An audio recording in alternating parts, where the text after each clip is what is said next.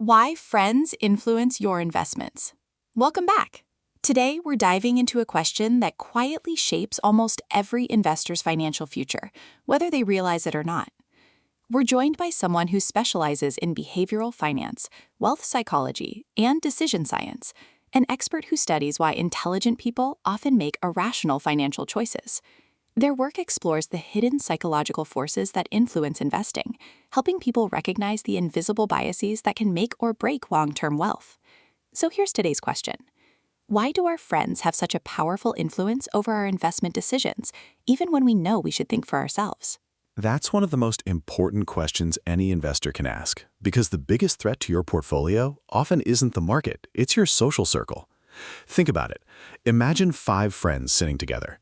One casually mentions making a huge profit from a hot cryptocurrency. Another talks about doubling their money in a trendy stock. Suddenly, everyone at the table feels something they can't quite explain. It's not greed at first, it's belonging. Human beings evolved in tribes. For thousands of years, following the group increased our chances of survival. If everyone ran, you ran. If everyone gathered food in one place, you followed. Our brains still operate with that ancient wiring, even though today's tribe is discussing investments instead of hunting. Here's what's fascinating. Your brain often interprets social agreement as evidence. When enough people believe something, it starts to feel true, even when there are no facts supporting it. Psychologists call this social proof, and it's one of the strongest forces in behavioral finance. History repeats this lesson over and over.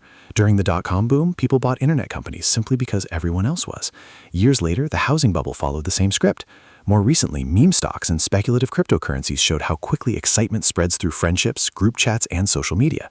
Very few people were asking, what is this investment actually worth?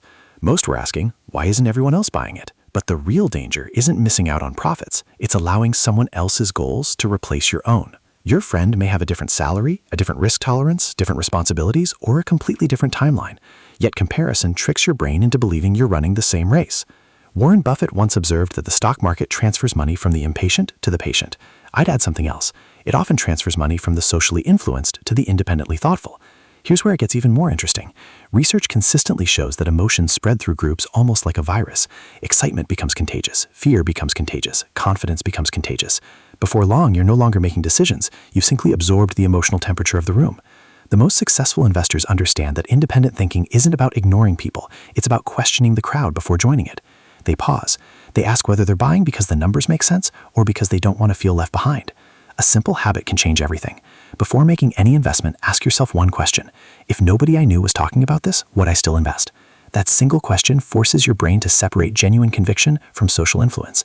Real wealth isn't built by winning conversations at dinner parties. It's built by making disciplined decisions that still make sense years after everyone has stopped talking about them.